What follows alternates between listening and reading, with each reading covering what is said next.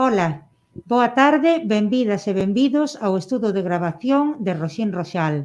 Hoxe é 25 de febreiro e son as 6 da tarde.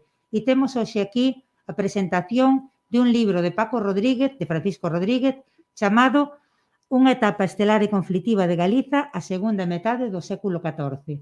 Para iso temos con nós o autor do libro, a Paco Rodríguez. Boa tarde, Paco, benvido. Boa tarde. E a Daniel Seixo, xornalista. Obrigado. Imos facer unha especie de, unha presentación, unha mesa redonda, vamos a decir. E vou comezar eu. Ben, a relevancia do reino galego medieval. Vou comezar con un comentario persoal. Eu son estudiante de Xeografía e Historia na Universidade de Compostela nos anos 79 e a 84. En Santiago de Compostela, na Catedral de Santiago, existe un panteón dos reis de Galiza. Un panteón dos reis que indica unha vontade política e unha realidade política de exercicio dun reino. Ademais, ese panteón está nunha catedral que era, na época do románico, pois probablemente a catedral máis importante da Europa occidental nesa época. Ali unxíanse aos reis de Galiza. Os reis de Galiza non se unxían en Roma, unxíanse na Catedral de Santiago. Mas cando estudabas non se falaba do panteón dos reis de Santiago, falábase do panteón dos reis da Catedral de San Isidoro en León. E non coñecíamos o noso. Ese é un exemplo de ocultación que eu tuve persoalmente. Agora vou poñer outro exemplo que para min é tamén moi representativo, que me quedou grabado, inda que non é unha cousa de ocultación, sino que é unha cousa máis ben de confrontación, que é a idea, é un exemplo iconográfico, a idea de Santiago, da figura de Santiago, que era un apóstol que non era de menor categoría que Pedro como apóstol, e que na historia compostelana, na historia da Galiza, está como un rei, como Jesús, como un apóstol, como un peregrino. Santiago, peregrino. Un camiñante que era o Camiño de Santiago, que foi unha realidade de crear un espazo de intercambio cultural, de intercambio de comercio, un espazo internacional, dun imaginario cultural tamén. Esa idea que existe, o sea, que non está ocultada, mais está ao lado da idea de Santiago como patrón de España, como Santiago Matamouros. O que é unha idea dun espazo como terra conquistada, non como unha terra civilizada. Eses son así como o punto de partida que dou eu para falar deste comezo, para darche pé a que fales do teu libro, Paco. Contanos. Ben, o libro intenta ser unha especie como de petar na mesa, non? Porque, a pesar de que hai moitas contribucións xa suficientes como para que o diseño da historia de Galiza e o seu papel na Península Ibérica estiveran moi claros na etapa medieval, pois seguimos adoecendo dun sistema educativo que teña presente esa realidade tan relevante do noso país, en esa etapa histórica. No sistema universitario brila pola súa ausencia, e, polo tanto, nos parece ser que debemos de aturar ser un pobo que non estamos sustentados en nada, que estamos sustentados no baleiro, non? O exemplo do que é o Panteón Real de Compostela é tan claro, porque ese, ademais, non é un panteón que foi trasladado de lugar ás tumbas, pero non cabe dúbida de que son as tumbas reais, agás unha que é unha reconstrucción relativamente moderna, non, que a de Pedro Froilaz, pero as outras son as tumbas reais cos bultos nos sarcófagos das persoas ás que alude, si ben é certo que en algúns casos hai algún erro, pero eso non interesa neste momento. Nunca se concebiu que fora unha expresión do poder político do Reino de Galiza. Ocultouse sempre, síguese ocultando, e mesmo para mudar a política turística hai uns impedimentos terríveis. De feito, a min constame que hai xa algunha persoa na Fundación Catedral que está intentando modificar a maneira de mostrar a catedral e colocar xa un rótulo que diga Panteón de Reis, polo menos de Galiza e de León, porque até agora figuran ali como Reis de León. É un grau de autonegación extraordinaria, extraordinario, non se pode dar unha barbaridade maior. E despois, o de Santiago Apóstol, claro, é que nos debemos de considerar que Santiago era unha sede apostólica, a única que había con Roma e Efeso, en todo o mundo cristián. En Roma, sempre Santiago foi algo sospeitoso, non? Entre outras cousas, porque se desde aquí non se aceitaba unha autoridade universal da Igrexa Católica, pois Roma tiña moi difícil, non? Aparte de que había uns antecedentes heterodoxos de cristianismo e de moitas outras actitudes que pasaban por non aceptar determinado tipo de dogmas e, sobre todo, a autoridade suprema dun obispo como de Roma, non? Entón, a historia de Galiza está inserida nese conflito e nesa sospeita, nesa heterodoxia que, de forma larvada, aínda que houbera un pacto xa co papado, durou prácticamente toda a etapa de ascenso e esplendor do Reino de Galiza até o século XIII. O apóstolo que hai na catedral, en concreto no Pórtico da Gloria, que é a que corresponde á etapa de esplendor e, digamos, ao século fins do XII, pois é un Santiago sedente, un Santiago dunha fermosura extraordinaria, e que, ademais, é o gran legitimador do poder político do reino. Os documentos medievais da etapa de Fernando II ou Afonso VIII, todos refírense a Santiago como protector contra os inimigos, non contra ningún infiel, contra os inimigos. A transformación que hai despois é precisamente para facer del un Santiago Matamouros, pero iso se fai co Imperio Hispánico, é dicir, é a partir xa moito despois dos reis católicos. De feito, hoxe ni siquiera é o patrón de España. O patrón de España é o patrón da Garda Civil, a Virxe do Pilar.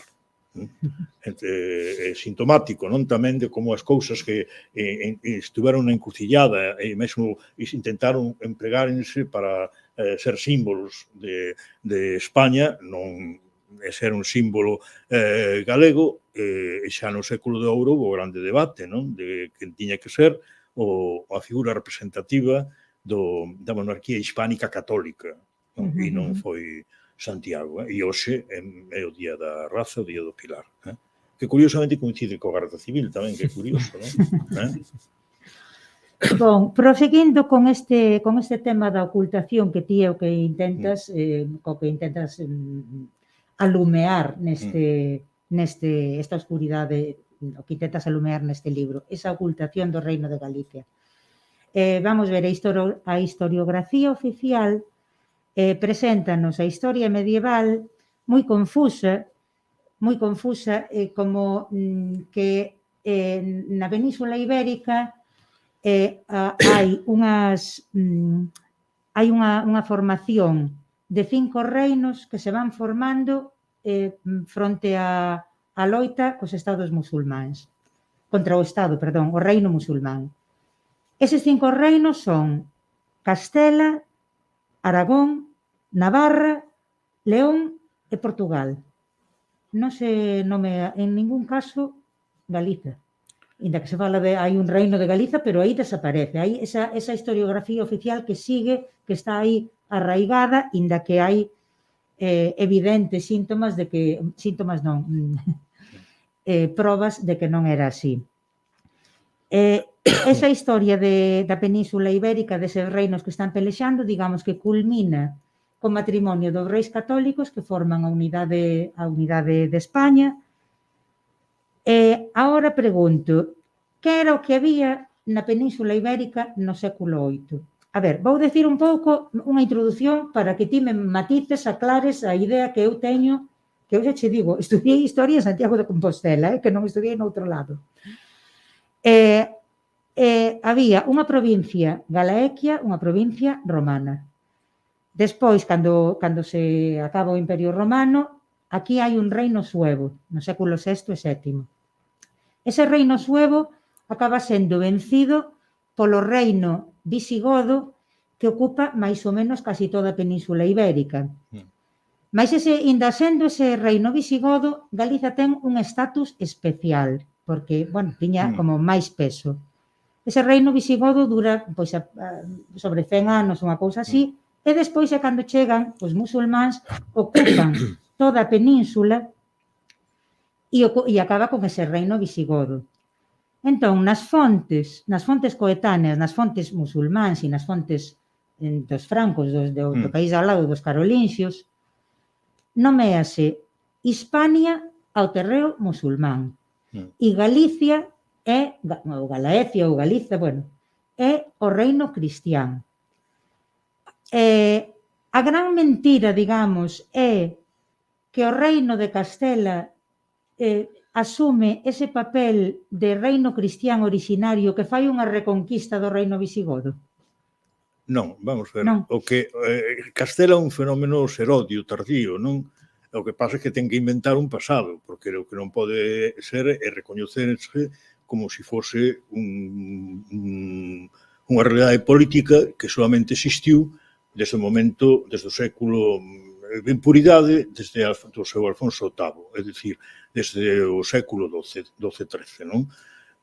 E o que fan é inventar, no XIII, sobre todo, inventar unha historia que os vincule a un aboengo, a un pasado que teña unha tradición de séculos. Entón, claro, se eles van ao pasado, atópanse con a Galicia e co reino de Galiza, e entón o que fan é unha parte desa Galaequia, pero que non lle chaman así, sino que lle chaman Asturias, pois eles consideran que a orixe está aí a través da legitimidade dunhas reliquias e todo eso que se trasladan de Toledo ali, non? É unha especie como de simbiose entre Toledo e o Beto, Oviedo. Entón van levantando unha historia co cal todos os reis que eran reis da Galaequia os consideran os seus antecedentes, como consideran os seus antecedentes tamén os reis da etapa de esplendor de Galiza, xa en puridade a grande Galiza, non a de hoxe, pero que é a Galiza desde Ortegal hasta o Douro, que abrangue tamén o Berzo, abrangue a Seabra, non é unha Galicia reducida ás 4 provincias, porque un dos problemas que hai é intentar acoplar a historia do pasado ás divisións administrativas actuais. Eso é unha barbarie, e iso, ao final, é o que se fixo, adaptar todo á historia de Portugal e a historia de España, con un inconveniente que entón Portugal non se recoñece no pasado galego, prefire encardinarse nesa visión españolista e dicir que ele é unha cisión do Reino de León, e entón aquí o que sobramos sempre somos nós. É dicir, a orixe é justamente o que se nega. O país que non ten nome e que non existiu nunca cando foi o que realmente existiu. E vou me explicar. Vamos ver, non houve solución de continuidade nesta parte da Península Ibérica, en concreto, onde estamos nos agora, respecto do anterior con a chegada do poder musulmán. Nós non temos que ver o poder musulmán como unha cuestión invasiva que vai, que non realizou un traballo de ósmose coa propia sociedade autóctona. Entón, o seu dominio en moitas partes era fácil e era totalmente consentido, como pasou cos suevos, como pasou cos visigodos, como pasou con moitos outros povos. Que pasa? Que na Galiza, en que estamos nos agora, na Trastamárica, que, por suposto, abranguía a Mariña e abranguía unha parte do que hoxe é as Asturias, foi onde se empezaron a criar os elementos básicos para legitimar un novo poder político. E é no momento que se inventa o mito de Santiago, cando ese reino comeza a ter unha certa solidez como alternativo e contrastado co mundo musulmán. E a partir de aí se vai expansionando. A prova de que a orixe está aquí é que onde máis se expansiona ese dominio, non como reconquista, sino como transmutación do poder, que podía estar fácilmente integrado no mundo musulmán, é na zona occidental, chégase en 1065, estaba prácticamente a fronteira occidental, casi perto de Coimbra. Mentras que na parte da dereita, é dicir, no que hoxe é León e o que hoxe é Castela, Deus meu, non chegaron nin ao Douro. O sea, claro, iso é a prova de onde estaba o poder político, a capacidade, todo. E iso o mapa dos españolistas o evidencia. Entón, resumindo, si retiramos a marca hispánica do que foi despois Cataluña, que estaba moi vinculado ao mundo franco, na Península Ibérica, os dous únicos poderes á altura do século VIII, IX, que hai constituídos, organizados, é o Reino de Navarra, a Navarra-Aragón, que sempre foi, e o Reino da Galiza. As crónicas, os documentos navarros falan con claridade que entre o poder galego e o poder navarro non existe nada. Non é que non haxa poboación, pero non existe poder político algún. E esa é a zona de influencia galega ou de influencia navarro-aragonesa, que ao final acabou sendo moi conflitiva. E desa conflitividade de quen dominaba a terra de Campos, é de onde vai xurdir, e máis actual en Castela, que é a zona de Burgos, a zona de Castrojeriz, é unha zona moi pequena inicialmente, é onde vai xurdir un poder político tamén diferente, por oposición ao mundo galego e, en certa maneira, tamén, aínda que patrocinado inicialmente, ao final, ao mundo navarro-aragonés. Pero no 9, os dous únicos mundos constituídos frente ao mundo musulmán, é dicir, que señan de outra religión, é a Galiza e Navarra. Iso en Navarra está claro, na historiografía navarra, e os españolistas mesmo eso tamén o asumen. Pero claro, asumen todas estas cousas, pero depois non mudan o modelo, porque o modelo, o diseño interpretativo está acorde con os intereses do Estado español e os intereses de Portugal dunha maneira moito menor. Pero Portugal contenta-se con que non somos independentes desde o século XII, por lo tanto, nos importa tres pitos o que fagan como interpreten o resto. E, sobre todo, non recoñecer que veñen de o que hoxe é, pois, para eles, unha provincia de España que non pinta grande cousa, non? É dicir, aí hai unha distorsión do seu pasado moi forte. Ora, eles consúmeno endogámicamente, claro, e non queren enfrentarse coa españolidade. É un erro grave, porque até o século XIV é imposible diferenciar a clase dirixente galega da portuguesa. A maioría da que era a clase dirixente con Alfonso Enríquez e máis adiante é señores que teñen patrimonio en un lugar e en outro, que teñen duplo vasalaxe, que teñen relacións onde a mellor un mosteiro de aquí depende dun señor de aquí e este ou de outra banda está do outro lado. É dicir, o Miño non era ningún tipo de fronteira. E por iso é prácticamente imposible detectar unha guerra real no que hoxe constitúe a fronteira norte dun lado e de outro. Houbo escaramuzas, houbo bafordos, torneos, houbo conflitos familiares, pero guerra non. E iso sí que xente como Matoso, algúns historiadores portugueses xa o aceptan, pero eles non queren tampouco tocarlle a bicha, non? Cando foi a reforma dos estudos de humanidades, a última que houve, o decreto de humanidades, eu intentei por todos os medios, ainda era diputado, que a ver se había algún dos expertos, entre eles estaba algún galego, como Villares, penso, non? Eu escribínlles, e a un señor que estaba posto tamén, vamos, que era así, catalán, imagino que pro Converxencia de Unión, non? Non nin contestaron. E escribínlles en plan de dicir, miren, é que isto é intolerable, non? O sea, non é que dixeran pois non, ou sí, non, nin contestar. Pero claro, eso fixose dentro de Galiza, esa foi a atitude das institucións académicas. E a pobre Galiza sigue estando ausente dos libros de texto. Claro, o resultado cal é? Que un neno da Coruña ou un neno de Vigo pensa que nós estuvemos dominados polos asturianos, porque ademais, como se pensa en termos de hoxe, pois os asturianos, non? Claro, cando resulta que a realidade xeográfica administrativa actual pois non coincide co pasado, non? Home, hai uns días ainda se vían, publicaron algúns mapas por internet a división provincial en departamentos de Napoleón, que tiña proxectado, e xa se ve como a Galiza nosa chegaba para un señor do século XIX, de inicios do XIX, chegaba hasta o Navia. Xusto o debate caíose con a zona idiomática que non se lle quere chamar galego, porque hai que adaptar tamén o idioma á fronteira administrativa. Isto é que é unha barbarie, non? Aplicamos tamén moito, ou aplícanse, cando interesa polo menos, os criterios dos estados que van xurdir no século XIX aos antigos, que non tiñan nada que ver. Porque, vamos ver, os reinos medievais non teñen nada que ver cos estados que se formaron despois. En primeiro lugar, a imprecisión xeográfica. En segundo lugar, un rei era o que recibía primus inter pares, o que recibía o vasalaxe dos nobles que eran quen controlaban, nobles e mosteiros, despois a igrexa tal, que controlaban un territorio que producía. Esas vasalaxes tampouco eran, quero dicir, eu agora estou contigo, pero mañá se me interesa máis estar con outros ou con outro, non eran estáveis. Pero podemos falar dun territorio, dunha zona que podemos chamar Galaequia. Claro, non, vamos a ver, a documentación toda é clara en eso.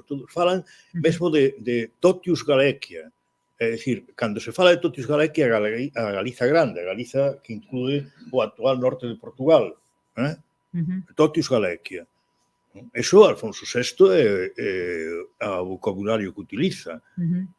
Despois xa se utiliza, cando Portugal se independiza, xa se utiliza normalmente Galaequia. E a Galaequia, esa xa é non a actual Galiza, é a actual Galiza, máis o Berzo, a Seabra, a Teonavia, e posiblemente algo máis que casi é próximo a Astorga. Pero ben, incluso unha parte do que é o seu Trás-os-Montes portugueses tamén estaría nesa concepción, non? Pero na documentación é que o problema é que figura. Vamos a ver, o problema que hai é que en todo anterior, sobre todo o século IX e o século inicios do X, os monarcas non teñen tendencia a referirse aos territorios, sino que falan do poder do monarca e todo máis é asinando o documento nun determinado lugar. Pero non encabezan aínda como res de tal. Pero cando comenzan a facelo, é Galiza. Non hai problema algún. Non hai problema algún. Non hai dúbida. E despois León. E despois xa, cando é a monarquía plurinacional, aparece xa Castela, que ao nos integrarnos na monarquía plurinacional, cando Castela era que tiña hegemonía dentro do seu espazo, nos integrámonos aí nun posto que é o do acceso a esa integración. E o acceso noso foi, digamos, dos grandes reinos o terceiro. Pero por eso poñen para eles Castela, León, en Galiza. A veces poñen Castela e Toledo, porque realmente distinguían entre a Castela que o franquismo antes chamábase Castela a Bella, de Castela Nova, que era o reino de Toledo, vamos, en certa maneira. Entón, a documentación non deixa lugar a dúbidas. Eso non é o problema. O problema é que inventouse unha realidade que, sin embargo, documentalmente é inexistente, que é a do reino de Asturias. O que sí existe, moitas veces, é regnante in obeto. Pero nas propias crónicas que están manipuladas, pero ainda así manipuladas, que chaman asturianas, nunca se fai diferenza no territorio, non se fala dun territorio aparte, senón que de Galiza chegaron, non sei, é dicir, é como unha perspectiva sempre onde ti te decatas que o poder político está no espacio noso. E, de feito, cando o reino empeza a ser algo, o dominio de León, por exemplo, para convertelo en marca do reino, fíxose desde Lugo, con grandes asambleas de señores previamente, con Ordoño II. E a clase dirixente sempre foi galega. No século IX e X foron os Coterres, o que é a familia de San Rosendo. No século XI, XII, foron os Traba. E no século XIII e XIV foron os Castro. Dicir, que nós temos, a máis, unha historia tremendamente coherente. Nós non fallamos pola falta de estrategia política do reino, pola falta de obxectivos, por ser unha sociedade atomizada, había grandes poderes, non? Claro, o señorío de Santiago era moi poderoso, o arzobispado de Santiago era moi poderoso, pero o complemento ao señorío de Santiago sempre foron o Ostrava ou os Castro, sempre. E como, ademais, os postos de obispo, agás excepcións de arzobispo, cando xa foi arzobispado, agás algunha excepción, digamos, transnacional, o normal era que se puxera de acordo con esas clases sociais. E por eso son membros da oligarquía galega, sempre. Non, en eso é esplendoroso. E a estrategia deles sempre foi si Portugal é un condado distinto inicialmente, toleralo porque eran as miñas familias. Por lo tanto, iba a seguir habendo esa osmose. E, ademais, sempre habería a posibilidade de reintegración. Eso estaba moi claro. Na estrategia deles eso estaba claro. Ata o século XIII non houve dúbida.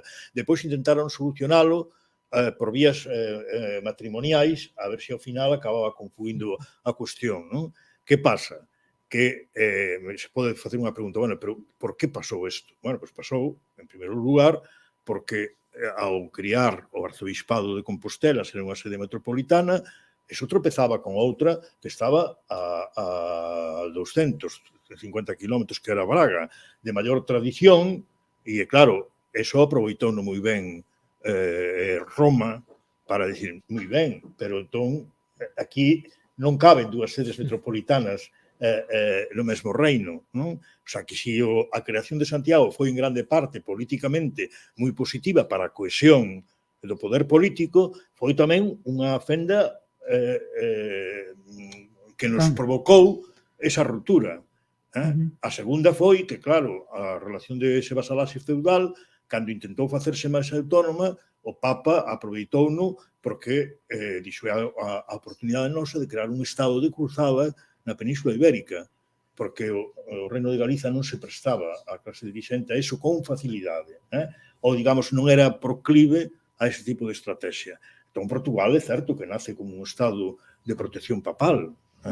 Eso está todo documentado e que aceptan todos os historiadores. Pois agora eso que creo que te estás metendo nesta época que estás falando así de comercio, de relacións e da importancia do papado, creo que estás referíndote á época de esplendor de Galicia que veñen sendo os reinados de Fernando II e Alfonso VIII, non? Sí, claro. Por que foron tan importantes eses reis que sucedeu e a importancia do papado para...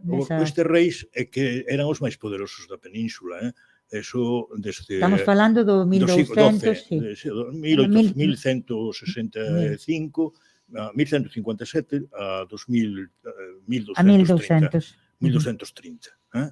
Ese período todo, e, bueno, xa antes, desde Xamí, pero ese, digamos, é o cumio, é o momento dos cancioneiros, vamos, da lírica galaico-portuguesa.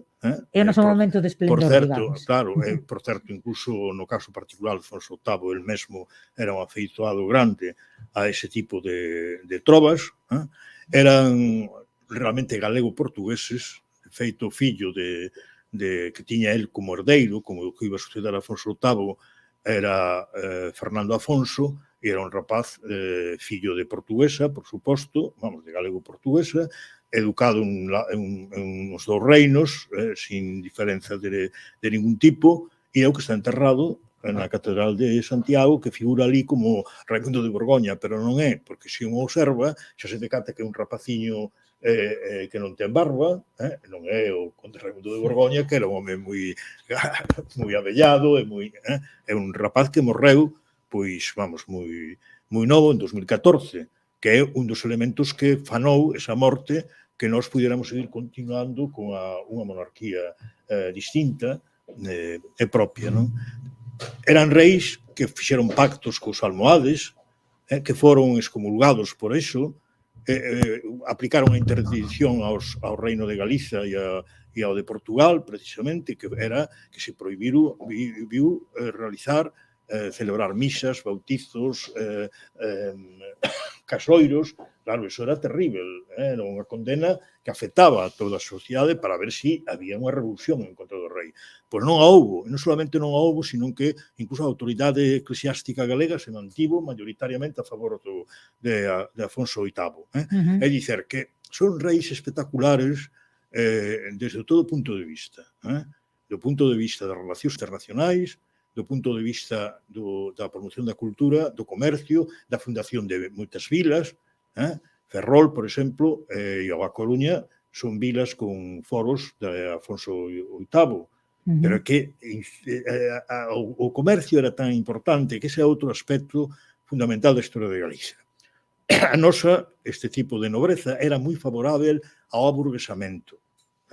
De feito, as casas reais, por exemplo, Santiago de Compostela, non eran de xente nobre só, eran de grandes señores que tiñan moito diñeiro, de banqueiros, de xente que se dedicaba ao grande comercio, e esa era a clase social que estaba en ósmosis con a nobreza.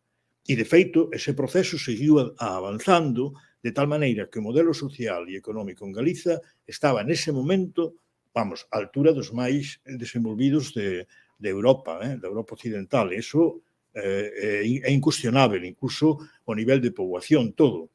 Xa no 11, no 12, tamén, por exemplo, que se ti lees o Códice Calixtino, hai unha cousa moi curiosa, porque é os ollos dun estranxeiro, dun francés, non?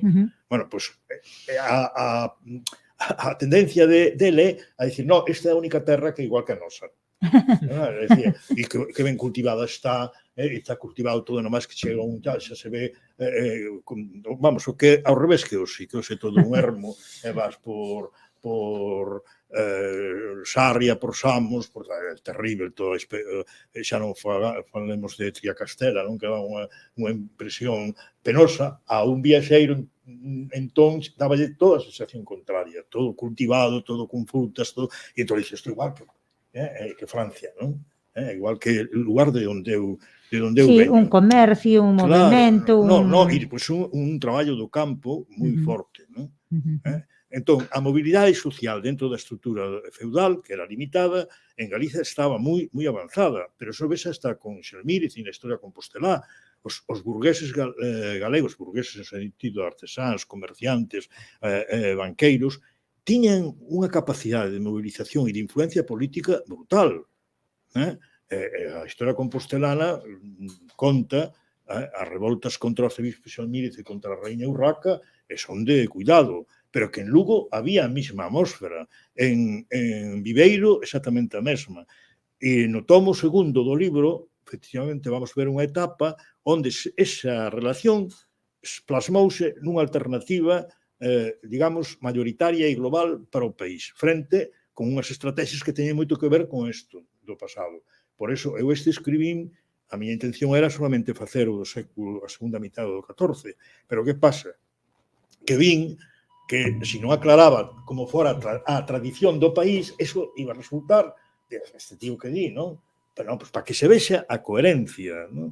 Pero, bueno, a coherencia aquí chega, incluso a algún liñaxe, como dos Castro, que é espectacular, Parece como se tuveran, vamos a ver, como se tuveran unha obriga moral de, xa que non hai monarquía propia, vamos facer noso a función de clase rectora do país. Pero chegan a cousas moi fortes, a cousas fortes como morrer combatendo en contra da monarquía castelán, persoas que podían ser perfectamente integradas no establishment do Estado plurinacional, precisamente por reivindicaren unha autonomía real do reino e reivindicaren títulos da aboengo galego que se apropiara a monarquía castelán deles. E os reis posteriores tenen que acabar cedendo a esas peticións. Curiosamente, cando máis influencia tuveron na monarquía plurinacional e cando ven un conflito bélico interno, que é unha guerra civil en Castela-Andalucía, e aquí é unha resistencia frente a un asalto dun exército multinacional. O sea que a historia de Galiza, os fracasos que ten non son endóxenos. Dependeron dun contexto internacional onde, claro, enfrentarse a un exército pagado polo Papa, Aragón, Francia, as compañías todas brancas, iso intimidando a Portugal até o extremo de Portugal ter que quedar paralizado, porque senón tamén non só que invadiron, non é? Tamén, pero bueno, é que destituían a monarquía establecida. Perdona un momento, Paco, que estásme correndo moito, como é unha época que é moi difícil, moi confusa, nunca se explicou ben, é unha historia así. Estábamos falando antes da época, digamos, de esplendor do Reino de Galicia no século 1100 e pico, 1200, tal e cual. 12, 13, sí. Ben. Despois de que morra Alfonso VIII, que ademais cambianlle a numeración dos reis, porque pasa a ser como un rei castelán do Alfonso IX, non lle chaman? Claro, bueno, eso xa é outra... as numeracións son a maneira convencionais de contar a historia. Entón, no momento histórico non tiña numeración. Podían todo máis titulalos como o bo, o mau, o grosso ou o simpático, non? Pero non tiñan numeración. A numeración se lles puxo cando había que incardinalos nun elo histórico. E para apropiarse de todo, eles empezaron polos Alfonsos que eran galegos. E a este tamén o integraron. O integraron, pero para a importancia terrible que tivo este rei non se estuda en ningún sitio. Estes están condenados nos libros escolares. Nos libros escolares se dá por suposto que existiu, pero nin se fala deles, nin se estuda, non é como Fernando III, eles estudan aos reis que consideran, entendes, que foron parámetros básicos da construción de Castela. Pero estes outros aproveitanse deles, pero se falan deles é mal, Quer decir, odiaba a su hijo Fernando III, cometió el pecado de aliarse con los musulmanes, de enfrentarse con Castilla, pero que opoñen literalmente, non é... Pero os historiadores actuais, os da Universidade Autónoma de Madrid e tal, cometió el despropósito de aliarse con los... ou de non ir a las Navas de Tolosa, non? Así. Pero que estaba, volvendo así no fío, na liña tal. Hai unha época de esplendor en Galiza, despois de que morre este Alfonso VIII, Galiza pasa a pertencer ao Reino de León. Non. Ou perde influencia, a ver, explícame aí, se empeza aí a... Aí o que hai a morte del, perda de influencia na monarquía como sempre, a actuación do Papa, a actuación do Cister, as ameazas bélicas sobre unha familia que son dúas mulleres novas e unha nai que xa non era esposa de Alfonso VIII cando estuveran que separar por imposición papal, despois de excomunión e todo isto, non? Entón, atópanse con un panorama onde todos os poderes fáticos, os ordes militares, todos presionan para que non acepten a herdanza que deixaba establecido o pai e que pasase a Fernando III, que era medio irmão delas, pero que era fillo de Alfonso VIII con unha castelán, con Berenguela de Castela, que xa heredara a coroa castelán e a transferir ao seu fillo. Co cal, había un motivo de herdanza lóxico. Entón, ante ese feito, un sector da clase de nobilidade galega non aceptou e estaba disposto ao conflito e ás armas. Outro sector aceptou-no, pero con condicións. E as condicións eran que había que respetar os foros, as liberdades e o status de Galiza en relación coa coroa. Entón, Fernando III tuvo que percorrer toda Galicia, o conflito parcial, pequeno, como sempre, Portugal, ante a presión tamén do Papa, das ordes militares, das ordes religiosas, optou por pasivizarse, non? E Fernando III viaxou por toda Galiza, visitando a todos os sectores máis influentes, para a promesa de que non había perigo respecto do funcionamento interno do reino. É dicir, que o estatus de cada quen iba a ser preservado. Vamos a ver, é unha especie de pacto, unha especie de confederación pactada, pero, claro, con un problema, que a monarquía estaba, o poder monárquico estaba instaurado en outro reino, e que ademais era de cerne castelanista, vamos. Pero ese estatus se mantivo con Fernando III, con Afonso X, con Sancho IV, con Fernando IV, con Afonso XI e con Pedro I. Que pasa? Que se Fernando III, Afonso X deles, non? Sancho IV e Fernando IV estaba escorado eso moi claramente ás clases sociais oligárquicas máis de cerne máis castelán e se puderon mover poñendo como vamos a ver, como alimento para excitar esa ambición a reconquista, aí sí que empezou unha cruzada contra o mundo musulmán, donde fixeron participar os galegos tamén. Houve un momento que, claro, a propia monarquía tiña unha situación moi conflictiva, que era, para ter algo de poder, como eles, como tal, tiñan que apoiarse, como ti dixeches, en grupos sociais.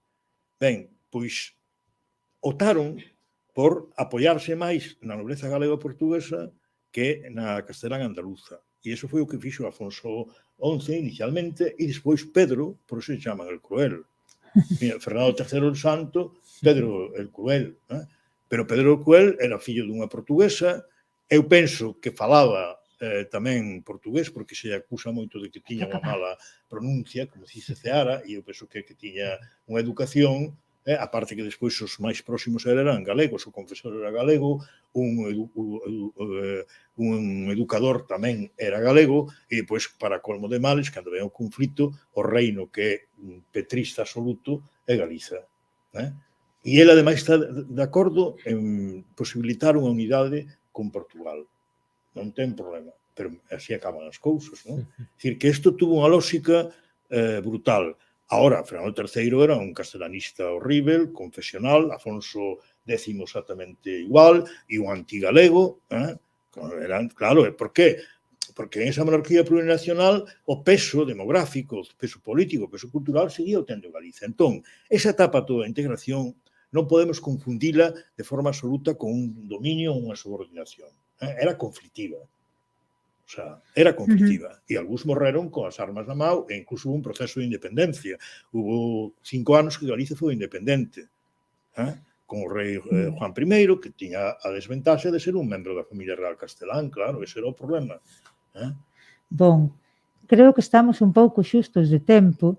E eu tiña así, non, tiña un par de preguntas, tiña para preguntarche que por que o século, que era o que exactamente pasaba no século XIV para facer esa engra.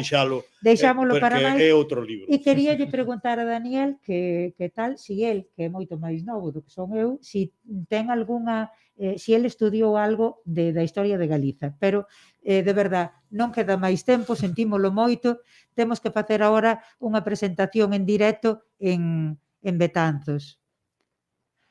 Non, para nada, eu non estudei nada desto, e non só é que non estudaras nos estudios obligatorios, é que unha vez que entras na universidade, eu, por exemplo, agora mesmo estou estudando Historia na UNED, e isto é totalmente desconocido. Pero como estabades a falar, pouco a pouco empezas a atopar cousas que non encaixan ben na historia. De repente ves unha herexía que hai na Galiza, que é moi importante e que se pasa por alto totalmente, parece que foi un tolo que predicou aí no deserto, convenceu un par de xente, pero isto, home, cando o poder eclesiástico se molesta de semexante forma, algo debería de pasar.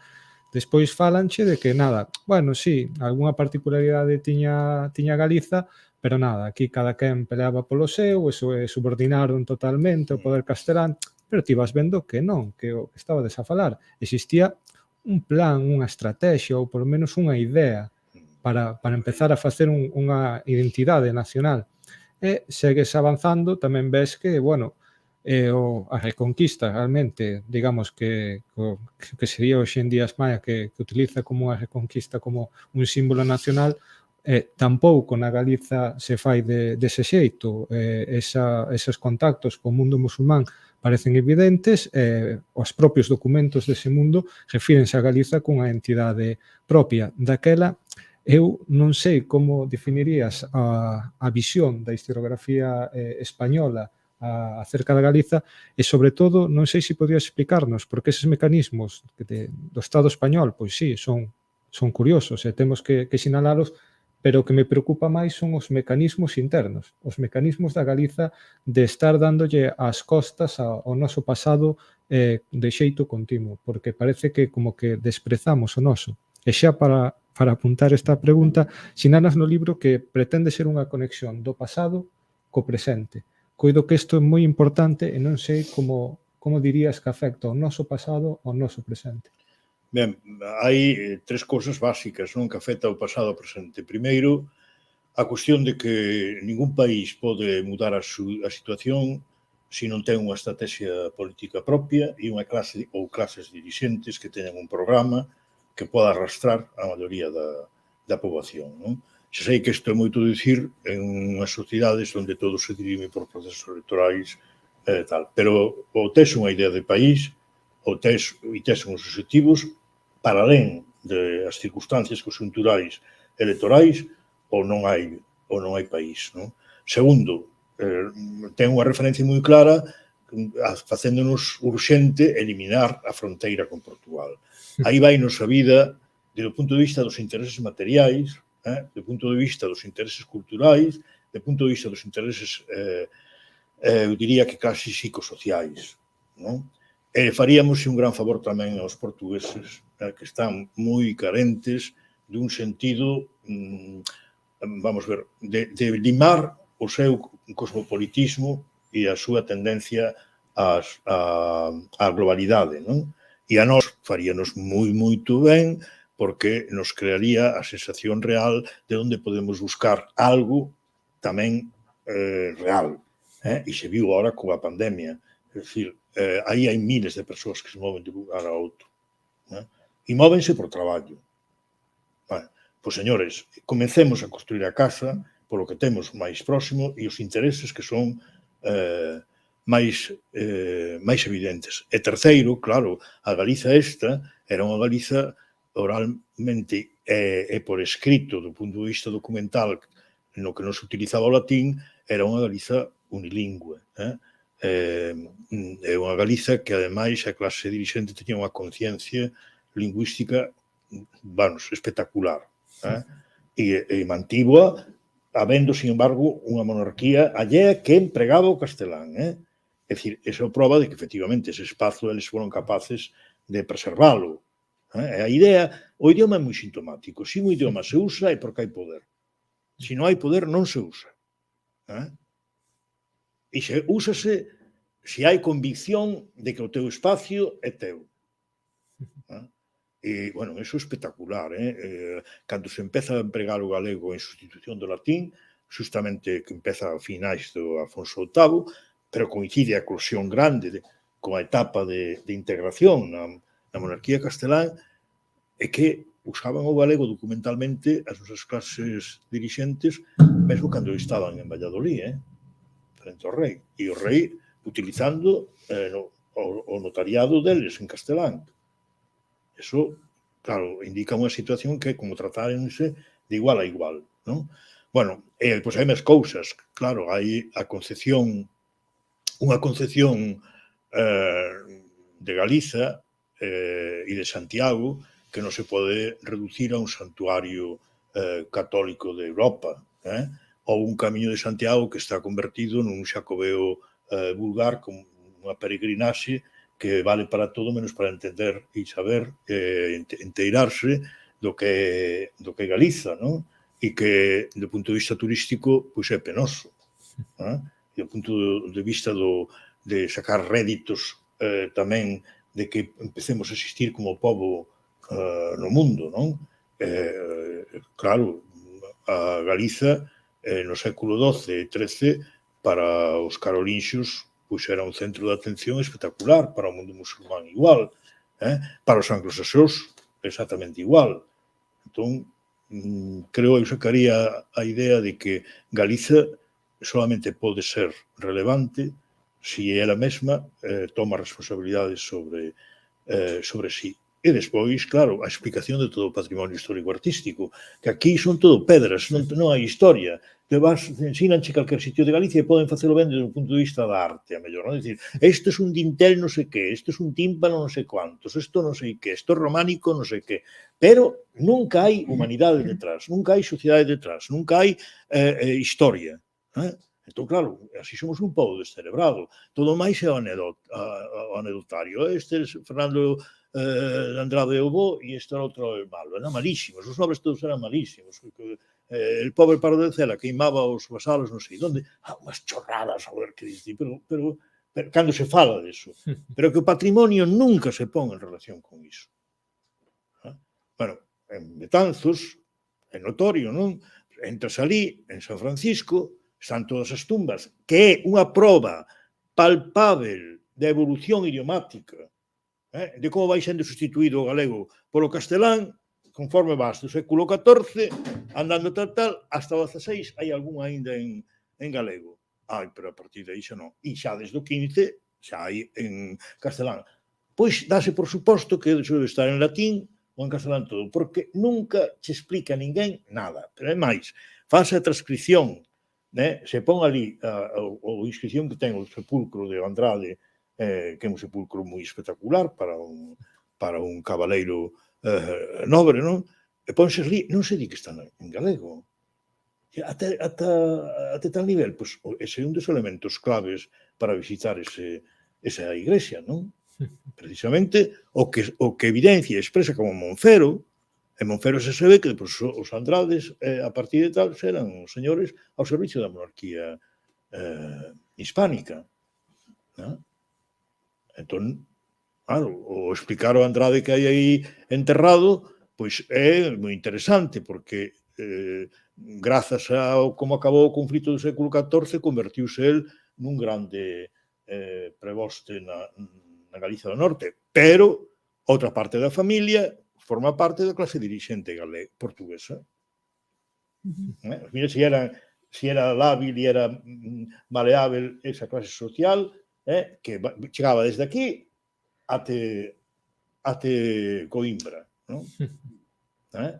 Entón, unhas ramas familiares se portaron de unha maneira, inicialmente estaba no rollo tamén desa alianza, pero a tempo foi máis ben a ambigüedade, non? Xugou unha dupla carta, pero eso sí, el continuou usando o galego. Eso, o digo, foron os seguintes os que empezaron a transformar as condutas da casa. Daquela, a segunda metade do século XIV... Iso é moi interesante, porque aí se ve, e toda a construción da lingua é onde está. Aí ves todo, pero que é o que fai que cambie... Pois a dependencia, porque a partir de aí sí que xa hai elementos no interior de Galicia postos directamente pola coroa de Castela, son elementos extraños, e na Catedral de Santiago igual, arzobispos que se son extraños. Entón, eles non é que proíban nada, eles fan o seu traballo político exercendo en castelán e, en certa maneira, non o logran, pero se están condicionando ao resto. Pero, ainda así, en ese momento resisten, pero xa hai, as vías de auga xa están criadas. Entón, xa no 15 cada vez iso vai a peor, porque, claro, o reforzamento do Arzobispado de Santiago, sempre con bispos estranxeiros, e sobre todo a partir de a mediados do 15, algúns que eran belixerantes e que van preparando o camiño para o que foron despois os reis católicos, claro. O sea, que todo isto foi por fases, non foi a eliminación de Galiza, non foi unha eliminación tal, que lle puxo a puntilla final que foron os reis católicos. Pero, realmente, hasta o fins do XIV é un país con capacidade, desenvolvimento autóctono propio, normalización lingüística como todas o resto das linguas románicas, foi un proceso nada normal, non? Ahora, conflitivo porque estaban pendentes os temas básicos, a relación con Portugal, a carencia de monarquía propia, influíron na outra, acabaron influindo a máis que ninguén, pero, claro, desatouse unha treboada que foi todo o conflito do Enrique de Trastámara, que era o candidato pois do Papa, de Francia, de todos os elementos máis racionarios que había a finais do século XIV, a nivel europeo, e iso está inserido na que chaman Guerra dos 100 anos, e aí foi donde onde se estaban criando, consolidando as protonacións, o que despois van ser as grandes nacións europeas que acabaron tendo estados xa capitalista, pero xa desde con monarquías centralizadas antes, e eles hexemónicos aí, non? Daniel, por que pensas, agora pregúntolle a él, por que pensas que hai que iluminar esta época? Eu penso que hai cousas básicas, sobre todo, para ver distorsións tan graves como que estamos a falar antes. Parece que compartimos un idioma, unha raíz, canto mínimo, común, por exemplo, con Portugal, e parece que hai medo a aceptar esa relación. Mesmo queremos cada vez avanzar máis nunha diferenciación con Portugal, ou cando falamos mesmo agora con Asturias, parece que dá medo recoñecer pois, que hai zonas nas que se fala o galego. Chegamos a unha distorsión tan grave na que eu penso que o único xeito que hai de poder arroxar luz ao presente é mirar o pasado, porque é a miña opinión, eu penso que se lle seguimos dando as costas a esta época histórica, estes conflitos vanse a agravar e non van a chegar a solucionarse nunca. Penso que ora, por propia coherencia, a min o que me molesta un pouco é que se supón que un historiador ten que ter coherencia e ten que buscar a verdade. Penso que no Estado español non se está a facer, non sei, aquí me diredes, pero penso que cando un mira a historia con sinceridade ve que hai cousas que eu considero que están feitas a mala fe, porque eses cambios na historia eu considero que non se deben á ignorancia, senón a unha forma de estructurar un Estado que en certa medida é ficticio. E non sei, penso que non hai máis que mirar as relacións que temos agora mesmo no Estado español para ver que isto nos está a traer problemas serios que quizáis cunha reflexión seria podrían solucionarse. Sí, bueno, é que o que nos pasa a nós é moi antinatural, e non pasa, sí, e non pasa en ninguna parte do Estado español así, un neno andaluz que conta maravillas de Alhambra e do que fa falta de todo o que hai ali. Hasta falan desa, de Mariana Pineda e de non sei cantas cousas máis. É que, claro, o grave dos nosos é que temos vacía a cabeza de nada que teña que ver con este país. Entón, claro, vivir nunha sociedade que pensas que non ten nada detrás, pois non pode crear individuos con moita autoestima propia, non? Porque que non tes nada que agarrarte. En todo caso, tes que ver icones, referencias, símbolos sempre externos. Home, é que iso é tremendo. E despois, a aberración de cousas que entran polos ollos e que non teñen explicación. Que iso é increíble. E, claro, Santiago iso expresa dunha maneira burda, no sentido de desagradable, non? Dices, pero como é posible isto, non? Pero é a realidade. E creo que iso indica moito, expresa moito sobre a nosa forma de ser tamén. Como estamos moldeados a considerar o anormal lóxico, non? E se non, como me dixo a min, home, cala, si sempre estuvemos gobernados por outros. Hasta os asturianos nos gobernaban. Non, así. E claro, que lle podes dicir eso? Pois, efectivamente, pola información que el ten, é así. Non podes dicir que outra cousa, non? Mira, eu supoño, Daniel, que ti terás igual que eu curiosidade por ver o próximo tomo de que vai, polo menos o título, que eu non encontrei o título do segundo tomo. Non, vamos a ver, o título é precisamente un país con clase dirixente. Un país con clase dirixente, ese é o título do segundo. Claro, porque é un conflito, aí vai unha cousa moi amplia sobre Galiza e Portugal, ou non se chama Portugal e nós.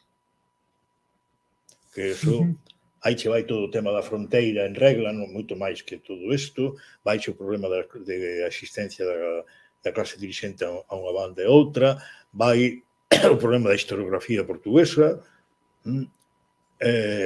vai como se intenta en Portugal tamén e incluso ahora desviar de que a orixe da nación está no norte, xa hai quen quere que seña en Coimbra para afastalo cada vez máis do... Vamos, vai todo o tema do idioma, que é espectacular. O idioma eu mismo quedei abrallado, quedei abrallado, sí, do nivel de coherencia lingüística e de resistencia, non? Xa. Bueno, de resistencia xa o demostramos tamén agora, non? No, sí, pero entón de resistencia do status que se ten, non de resistir, non, porque se ve que marcan o territorio, non sabes? Pero a mellor con o tipo posto directamente pola monarquía, que xa está vive dentro e que ten os seus vasalos, como manteñen eles frente ao outro a súa expresión, a súa escrita, non sabes? Iso impresiona, non? Ou como un obispo ou arzobispo posto directamente polo Papa, en combinación, sabe Deus, con que tal, se arma un cisco terrible aquí, pero con mortes, asesinatos e todo, o arzobispo ese, que é un arzobispo francés, non muda o comportamento lingüístico da institución, cando el sí empregaba o latín nada máis para dirixirse a certos poderes eclesiásticos, pero na Catedral de Santiago escóngose todo Dios en galego todo, O sea, que non se atreveu porque podía restaurar o uso do latín, que era ainda podía ser normal, en asuntos eclesiásticos, ainda que non foran litúrxicos, que foran perdón, ainda que non foran económicos sociais, que foran litúrxicos, non?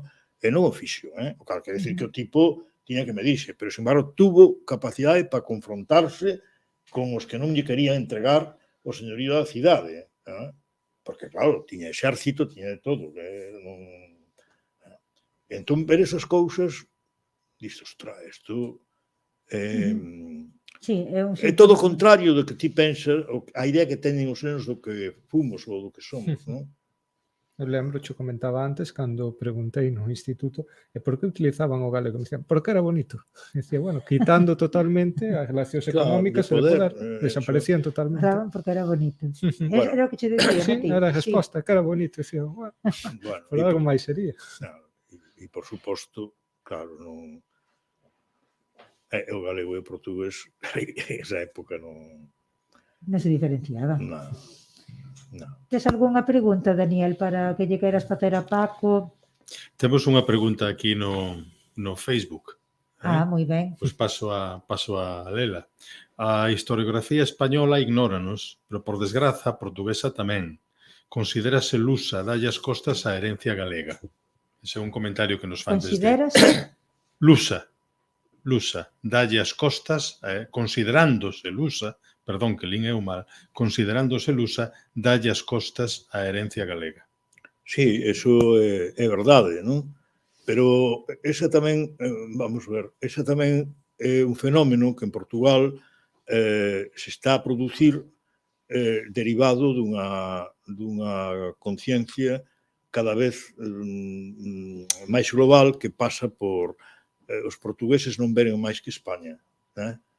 En eso houve unha mudanza nos 25 últimos anos, non? De tal maneira que no século XX, hasta os anos 70, 80, un galego no norte de Portugal era alguén próximo. Hoxe teñen que ser persoas maiores de 60 anos as que consideren eso. Se son xa máis novas, teñen a visión de que ti eres español. Pero claro, aí tamén hai unha parte de responsabilidade nosa. Por qué? Porque a maioría dos galegos e galegas que van a Portugal teñen un determinado tipo de comportamento. Entón, ahora, nas clases populares do norte, canto máis incultas, máis fácil é que teñan clara a idea de que Galicia e Portugal é o mesmo. Canto máis cultas, máis estudadas, peor. E na historiografía, pois, vamos ver, hainos máis fanáticos e menos fanáticos. Matoso Cámara, que é un historiador de referencia, pois é dos que non muda o diseño do españolismo, pero recoñece que efectivamente é moi difícil falar dos galegos como estranxeiros até o século XIV. Paco, temos aquí algunha xente que están aquí de ointes, non sei se queredes facerlle algunha pregunta.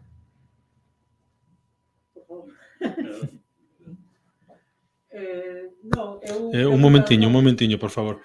Colle o micrófono negro. Aí, mellor? Sí. Non, eu preguntas non, simplemente agradecerlle moitísimo esta labor, porque a min, a igual que a Daniel, non me ensinaron historia de Galiza, simplemente me ensinaron o anecdotario total e absoluto, e ao longo dos anos vas coñecendo cousas, pero nunca chegas a unha gran profundidade. Entonces, de verdade, moitas gracias por esta labor. Bueno, pero aí non, non eres ti só, é que eu son un ignorante tamén.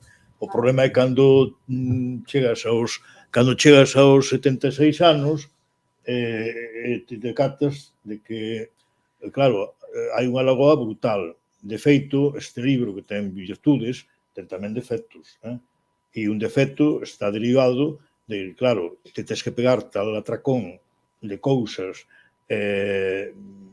que non van sedimentadas, que eso, despois, a hora de ti querer comunicar eso con certa fluidez, pois éche máis difícil que se fora unha cousa moi asentada e tal, de tal maneira que aquí está mellor feito a interpretación xeral e o tema, digamos, analítico de fondo de cales son as grandes liñas maestras da historia galega medieval, que contar a mellor a política de feitos que hai que contar, porque non podes montalo solamente nunha opinión, pero claro, eso ás veces adoece de un pouco de exceso ou de algo que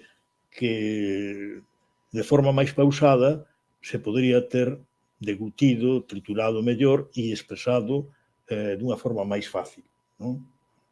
Pero esa ignorancia témola todos. Eu podía non ser ignorante no sentido de intuir que as cousas non eran así, ou de saber que non eran así. Pero nunca fixera, non tiña un continuum que lle dera sentido ao século VIII ao século XIV. Non, tiña cousas parciais. Ora, eu con 20 anos xa dixen, bueno, unha das claves da dependencia de Galicia está no finais do XIV. Eso eu escribín, pero, bueno, era unha cousa que eu pensaba que o dicía eu, pero que xa o dixo antes Pilar Ponte, dixo Carballo, ora, ninguén despois foi a estudar eso. Ou se se fixo, foi en un plan penoso. De historia, unha historia destas de volumes, non sabes, da historia de La Voz de Galicia ou de Faro de Vigo, que leis aquelo e dices, bueno, pero isto é increíble, porque se ve que ademais non saben cousas, o sea, o reducen todo a peste e a fame. Bueno, foi unha historia homologada e punto, e nada máis. Aquí non pasou nada. Pero o problema é que pasou, e estaba escrito, ademais está escrito por outros historiadores, pero claro, son os clásicos galegos, pero moi ben fundamentados, con documentación. López Ferreiro é unha maravilla. Pero tampouco López Ferreiro lles vale. Na medida en que é un historiador que fornece dados que é unha historia de Galiza, non da Catedral de Santiago, e que hoxe moitos medievalistas españoles usan para os seus fins, pero usan, non? Porque, caramba, comparar eso con as historias españolas, vamos, documentalmente me refiro. Bon, Paco, eu tamén me sumo ao agradecemento que acaba de decir esta muller que está aquí, grazas por iluminar esta época tan oscura. Agora sí que temos que acabar xa porque temos a presentación en directo. Daniel, a última palabra é túa. Nada, eu o mesmo, sumo estes agradecementos e espero que sexa unha primeira pedra para que a partir de agora saian moitos máis traballos e moita máis xente se interese, sobre todo as institucións empecen a traballar como teñen que traballar, que é moi necesario. Bueno, polo menos é que, se queres, xa dixen ao principio que era petar na mesa, non?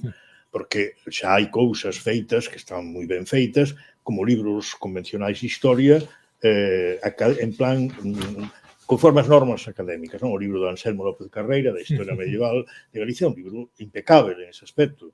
Pero claro, o problema que ten todo isto é que todo acaba sendo enterrado. entendes? Entón, tens que ter unha constancia e non dar a cousa porque está xa lograda. Bon, e un saúdo para Radio Filispín, antes de que me esqueza. Picos.